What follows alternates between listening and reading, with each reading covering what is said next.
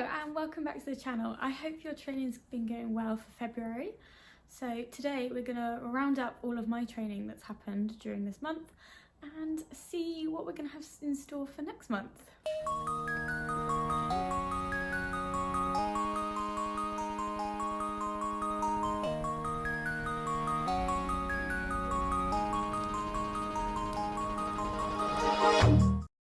Okay, let's start with the important part of the month. So what was my overall goal? And this month it was basically just to do my Sunday runs, because I felt in January I kept skipping them and kind of just being like, nah, I don't need to do them. But this month I wanted to really combat that and actually start doing them. Whatever it took, just getting out of bed on a Sunday and doing that run. And so I can confirm that of the 4 Sundays that we had in February, I managed to do 3 of the runs that I had planned on Sunday. I think one week I did a slightly shorter run because I just wasn't really feeling it, but I thought actually if I go out and get something done, that would be much better than just forgetting about it. So that's what I did. And then the Sunday that I didn't do one is because I was working, and then pretty much straight away I went out for dinner because it was my birthday the next day. I just didn't want to squeeze it in and make everything feel rushed, so I just thought, you know what, let's kind of leave it. And actually the day before I'd gone out and done like a park run sandwich, so ran over to park run, did park run and then ran back, so that obviously made the Saturday session a little bit chunkier than what it usually is for me. And so I felt like I didn't really need to do one on the Sunday, which is fair enough. You got to listen to yourself and make sure that's what you're doing. So I would say for February's goal, we can give that a big thumbs up and a big tick, because I definitely did that. So yeah, hopefully we can keep that streak up for maybe the rest of the year, but hopefully definitely for March.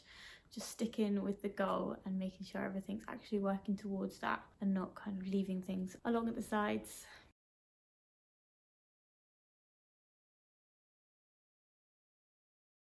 My total mileage for February was up from January, which is quite good considering that February is a little bit shorter. So it was 143 kilometers, which for those in miles, that's about 88 miles. It's still not the 150 that I kind of arbitrary want to get to. That is literally just a number that I've picked out, by the way. It doesn't really correspond with anything in terms of my training or my goals. It's literally just a number. And so 143 is still fairly close to that, and I'm happy. Like I said, February's a little bit shorter anyway, so if we had one extra day, that would be what, just over a 5k. So it wouldn't have made much to kind of top that up. And obviously on the 28th I could have gone out and done that, but the 28th is a workout day for me, so I was just sticking with the bike. Didn't want to push myself too much. And in terms of that mileage, that has definitely just been a lot of listening to what I feel like. There's still been a few runs where I have skipped because I felt a little bit tired or sore. And I do want everyone to listen to their bodies and feel when they don't need to run again. That sounds really weird, but if your body doesn't feel like running, you don't have to run. It isn't a be all and end all to your being. If I do want to hit that 150 kilometers, what I kind of propose that I'm going to need to do is start making my kind of smaller, easier runs just that little bit longer. So maybe that's a 1k 2k warm up for park run. Maybe that's making my Thursday easy run a Thursday 10k instead of the 5k that it usually is. So that kind of just making those smaller distances a little bit more medium length in terms of getting the meat into the sessions, and that adding that volume without increasing lots of fatigue, because I think that's something that is quite easy to do. It's easy to make your hard runs harder and longer, but making your easy runs just that little bit longer to help time on feet and just volume in general, I feel like I sometimes skip out on, because I'm like, oh well, this session, it's quite nice to have that as half an hour, and adding 15 minutes onto it shouldn't be that much of an issue, especially now in the UK. It's starting to get a little bit lighter in the mornings, so it's definitely easier to get out at 6:30 in the morning instead of 7. So that does give you an extra half an hour to play with.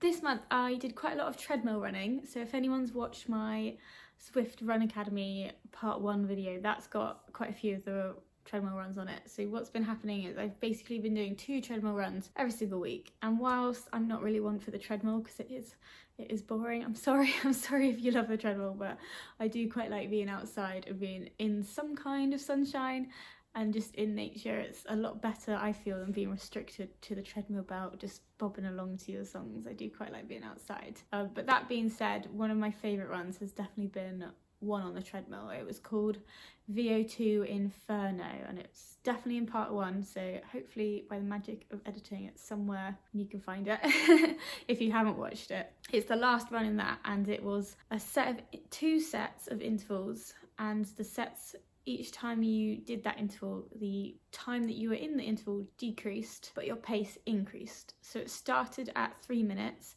and then it ended at 30-second intervals.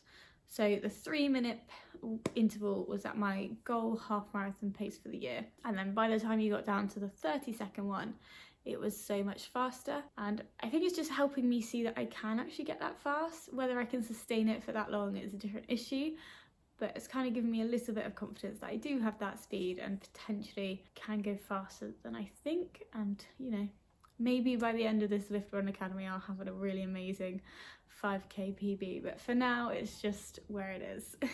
And then second to that, a favourite run would have been that we did a 15 kilometre, just under 10-mile run down towards Quayside.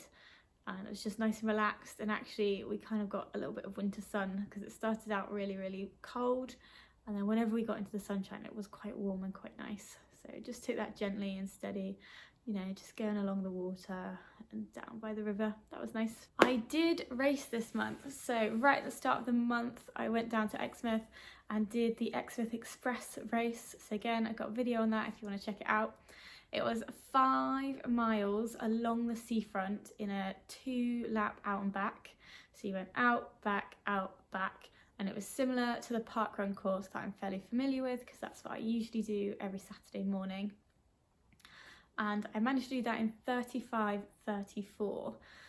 So in order to get that time, I did put in a 5k PB effort. So I now stands at like 21:27. So that took like a minute off of my 5k PB time that I've got. So obviously now I just need to try and do that in an actual race for 5k and see if I can beat that without having to think, oh, there's another 3k afterwards. But that was exciting. So the whole pacing was a little bit under what I kind of want for this year, which was awesome. But my pace did decrease as we went on because I kind of got in my head a little bit. I was like, oh, I can't do this. And the self-belief basically disappeared and I just couldn't motivate myself to keep going. So that's definitely something I need to work on, especially as I want to be doing half marathon races this year, because that's so much longer. That's 13 miles as opposed to 5.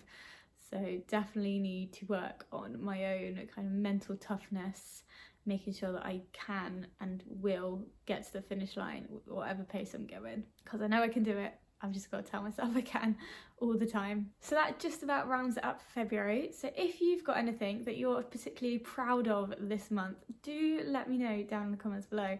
Whether that's you're proud that you've managed to get a new PB, maybe you're proud that you got out the door, maybe you just really love your new running shoes and you want to tell us all about them. So put them down below and I'll be sure to check in with all the comments. For me, during March, I'm going to be focusing on my longer runs and putting in some half marathon effort paces because I really want to get comfortable with that. I've been trying to do parkrun on a Saturday at my half marathon pace and no quicker and no slower, and I've been getting there. It's been a little bit of a tough ride to get there, but I think I've got there. So now I want to start implementing that pace into some longer runs. So maybe that's running at a slower pace and then every so often putting in like a 1k effort at my half marathon pace just to simulate that, and then letting others catch up if I'm with friends, or just, you know, just being a little bit slower for a while. And that's my main aim for March, is utilising that pace and dropping it into some of my steadier runs in an effort to get used to it and make it feel normal. That's the goal here. I don't want my half marathon pace to feel like it is crazy fast, because I know full well that we'll have a repeat of the Exmouth Express race and I will tell myself I cannot get to the finish line without slowing down. So I want to just work on that pace and make sure I'm comfortable before making it longer and maybe using it for different races. Maybe a 10k at some point, but we'll see. Well, I'll catch up with you in my next video. So until then, happy running.